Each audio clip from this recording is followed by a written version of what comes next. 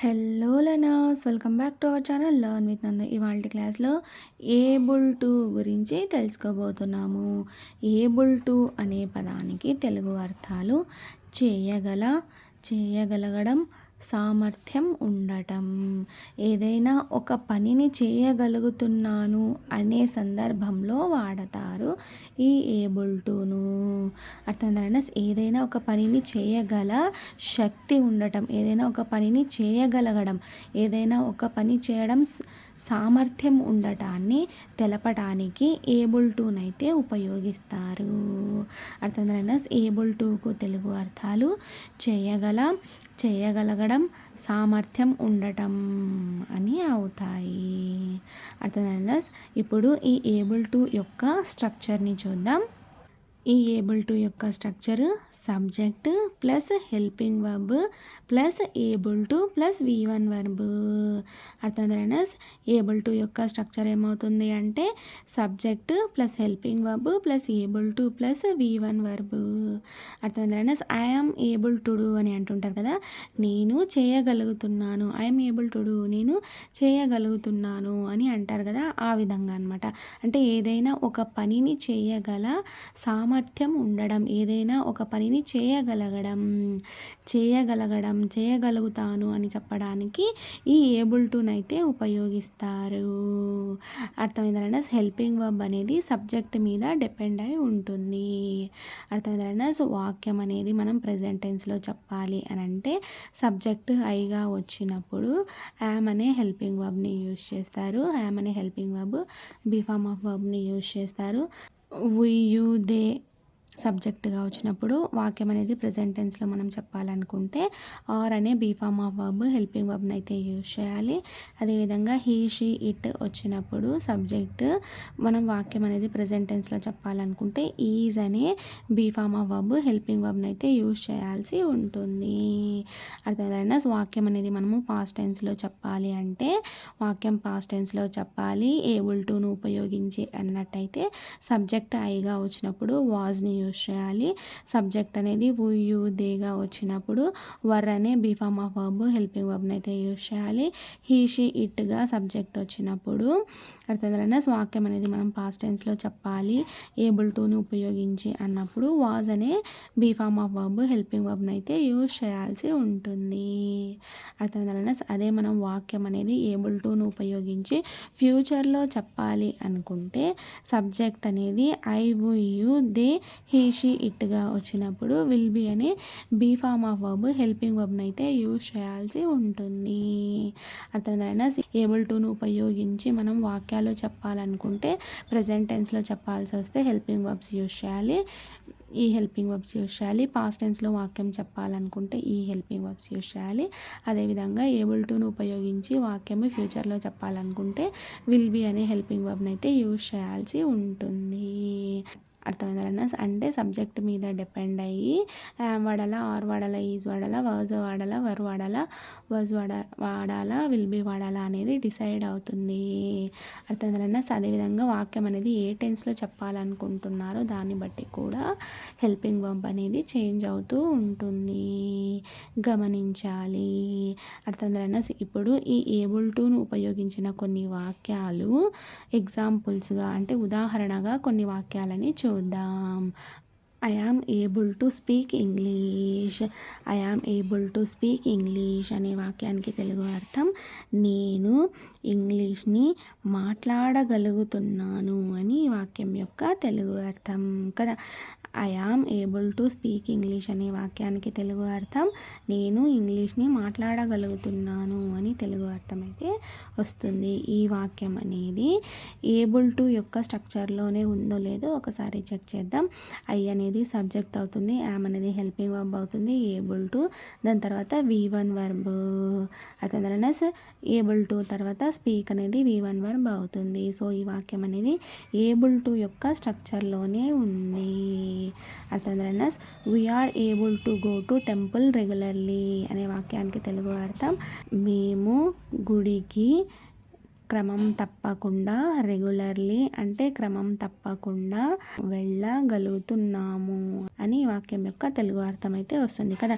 మేము టెంపుల్కి రెగ్యులర్గా వెళ్ళగలుగుతూ ఉన్నాము అని వాక్యం యొక్క తెలుగు అర్థం అయితే వస్తుంది. ఈ వాక్యం అనేది ఏబుల్ టు యొక్క స్ట్రక్చర్లో ఉందో లేదో ఒకసారి చెక్ చేద్దాం. వి అనేది సబ్జెక్ట్ అవుతుంది, ఆర్ అనేది హెల్పింగ్ వర్బ్ అవుతుంది, ఏబుల్ టు తర్వాత గో అనేది V1 వర్బ్ అవుతుంది. సో ఈ వాక్యం అనేది ఏబుల్ టు యొక్క స్ట్రక్చర్లోనే ఉంది. అర్థమైందా? టు టెంపుల్ రెగ్యులర్లీ అనేది ఇక్కడ ఆబ్జెక్ట్ అవుతుంది. Subject, helping verb, able to, V1 verb, దాని తర్వాత ఆబ్జెక్ట్. అర్థమైందా? ఇంకొక ఎగ్జాంపుల్ చూద్దాం. I am able to do అనే వాక్యానికి తెలుగు అర్థం నేను చేయగలుగుతున్నాను అని వాక్యం యొక్క తెలుగు అర్థం అయితే వస్తుంది. ఐ అనేది ఇక్కడ సబ్జెక్ట్ అవుతుంది, యామ్ అనేది హెల్పింగ్ వర్బ్ అవుతుంది, ఏబుల్ టు, దాని తర్వాత డూ అనేది V1 వర్బ్ అవుతుంది. సో ఈ వాక్యం కూడా ఏబుల్ టు యొక్క స్ట్రక్చర్లోనే ఉంది. అర్థమైందా? మరికొన్ని ఏబుల్ టుకు సంబంధించిన ఎగ్జాంపుల్స్ చూద్దాం. They are able to understand my problem. They are able to understand my problem అనే వాక్యానికి తెలుగు అర్థం వారు నా సమస్యను అర్థం చేసుకోగలుగుతున్నారు అని ఈ వాక్యం యొక్క తెలుగు అర్థం అయితే వస్తుంది కదా. వారు నా సమస్యను అర్థం చేసుకోగలుగుతూ ఉన్నారు అని ఈ వాక్యం యొక్క తెలుగు అర్థం. దే అనేది ఇక్కడ సబ్జెక్ట్ అవుతుంది, ఆర్ అనేది హెల్పింగ్ వర్బ్ అవుతుంది, ఏబుల్ టు, దాని తర్వాత అండర్స్టాండ్ అనేది V1 వర్బ్ అవుతుంది, మై ప్రాబ్లం అనేది ఇక్కడ ఆబ్జెక్ట్ అవుతుంది. సో ఈ వాక్యం కూడా ఏబుల్ టు యొక్క స్ట్రక్చర్లోనే ఉంది. అర్థమైందా?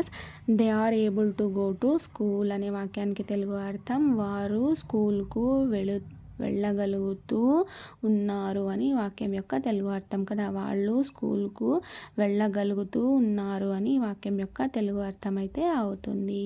దే అనేది సబ్జెక్ట్ అవుతుంది, ఆర్ అనేది హెల్పింగ్ వర్బ్ అవుతుంది, బి ఫార్మ్ ఆఫ్ వర్బ్ అవుతుంది, ఏబుల్ టు, దాని తర్వాత గో అనేది V1 వర్బ్ అవుతుంది, టు స్కూల్ అనేది ఇక్కడ ఆబ్జెక్ట్ అవుతుంది. సో ఈ వాక్యం కూడా ఏబుల్ టు యొక్క స్ట్రక్చర్లోనే ఉంది. అర్థమైందా? She was able to get good marks last year. She was able to get good marks last year అనే వాక్యానికి తెలుగు అర్థం ఆమె లాస్ట్ ఇయర్ అంటే గత సంవత్సరము, పోయిన సంవత్సరము మంచి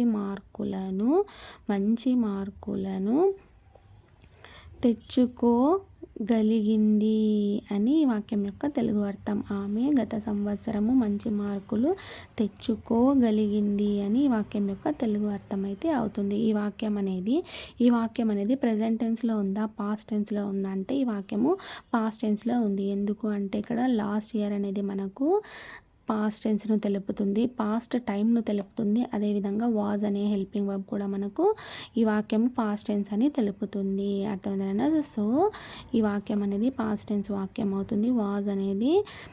వాజ్ అనేది పాస్ట్ హెల్పింగ్ వర్బ్ అవుతుంది, షీ అనేది సబ్జెక్ట్ అవుతుంది, ఏబుల్ టు, దాని తర్వాత గెట్ అనేది V1 వర్బ్ అవుతుంది, గుడ్ మార్క్స్ లాస్ట్ ఇయర్ అనేది ఇక్కడ ఆబ్జెక్ట్ అవుతుంది. లాస్ట్ ఇయర్ అనేది మనకు పాస్ట్ టైంను తెలుపుతుంది. అర్థమైందా? He is not able to understand my problem అనే వాక్యానికి తెలుగు అర్థం అతడు నా సమస్యను అర్థం చేసుకోగలగలేకపోతున్నాడు. అర్థం చేసుకోగలగలేకపోతున్నాడు అని ఈ వాక్యం యొక్క తెలుగు అర్థం. అంటే he is not able to understand my problem. అతడు నా సమస్యను అర్థం చేసుకోగలగలేకపోతున్నాడు అని ఈ వాక్యం యొక్క తెలుగు అర్థం అయితే వస్తుంది. ఎందుకు అర్థం చేసుకోగలగలేకపోతున్నాడు అని మీనింగ్ వచ్చిందంటే ఇక్కడ నాట్ అనే పదాన్ని యూజ్ చేసాం కాబట్టి, నాట్ అంటే నెగిటివ్ అర్థాన్ని ఇస్తుంది కాబట్టి ఈ వాక్యం అంతా నెగిటివ్ వాక్యం అయిపోతుంది అప్పుడు.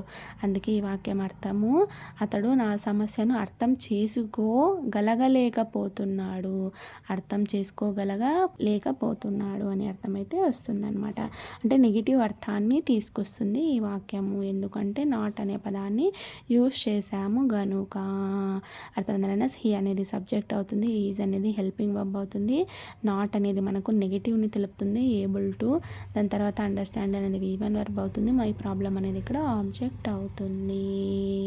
అర్థమైందా? మరొక example, it is able to work properly అనే వాక్యానికి తెలుగు అర్థం ఇది ప్రాపర్గా వర్క్ చేయగలుగుతూ ఉంది అని వాక్యం యొక్క తెలుగు అర్థం కదా. అంటే ఇది సరిగా పని చేయగలుగుతుంది అని వాక్యం యొక్క తెలుగు అర్థం అయితే వస్తుంది. సో ఈ వాక్యం అనేది ఏబుల్ టు యొక్క స్ట్రక్చర్ని ఫాలో అవుతుందో లేదో ఒకసారి చెక్ చేద్దాం. ఇట్ అనేది సబ్జెక్ట్ అవుతుంది, ఈజ్ అనేది హెల్పింగ్ వర్బ్ అవుతుంది, ఏబుల్ టు దాని తర్వాత వర్క్ అనేది V1 వర్బ్ అవుతుంది, ప్రాపర్లీ అనేది ఇక్కడ ఆబ్జెక్ట్ కిందకి వస్తుంది అనమాట. అర్థమైందా? సో ఈ వాక్యం అనేది కూడా ఏబుల్ టు యొక్క స్ట్రక్చర్నే ఫాలో అవుతూ ఉంది. అర్థమైందా? Subject, helping verb, able to అనే పదము, V1 వర్బ్, తర్వాత ఆబ్జెక్ట్ ఏది ఉన్నా సరే మనము ఇక్కడ ఆబ్జెక్ట్ కిందకే వస్తుంది. ఈ వాక్యం కూడా ఏబుల్ టు యొక్క స్ట్రక్చర్నే ఫాలో అవుతూ ఉంది. అర్థమైందా? ఇవాళ క్లాస్లో ఏం తెలుసుకున్నారు? ఏబుల్ టు యొక్క తెలుగు అర్థాలు మరియు వాటి యొక్క ఉదాహరణలు మరియు ఏబుల్ టు యొక్క స్ట్రక్చర్ని తెలుసుకున్నారు కదా. ఏబుల్ టు యొక్క తెలుగు అర్థాలు ఏమిటి? చేయగలగడం, సామర్థ్యం ఉండటం అని తెలపడానికి ఈ ఏబుల్ టును అయితే ఉపయోగిస్తారు. ఏదైనా ఒక పనిని చేయగలుగుతున్నాను అనే సందర్భంలో వాడతారనమాట. అంటే ఏదైనా ఒక పని చేయగల సామర్థ్యం ఉంది, ఏదైనా ఒక పని చేయగలగడం తెలపడానికి ఈ ఏబుల్ టును అయితే ఉపయోగిస్తారు. ఈ ఏబుల్ టు యొక్క స్ట్రక్చర్ ఎలా ఉంటుంది అని అంటే subject plus helping verb plus able to plus V1 verb, దాని తర్వాత ఆబ్జెక్ట్ ఉన్నా లేకున్నా పర్లేదు, కానీ subject plus helping verb plus able to plus V1 verb మాత్రం కంపల్సరీగా ఉండాలి. ఏబుల్ టు తర్వాత కంపల్సరీగా V1 వర్బ్ మాత్రమే ఉండాలి. అర్థమైందా? Thank you so much for watching this video. Please subscribe to learn with Nandu channel for more videos. Thank you.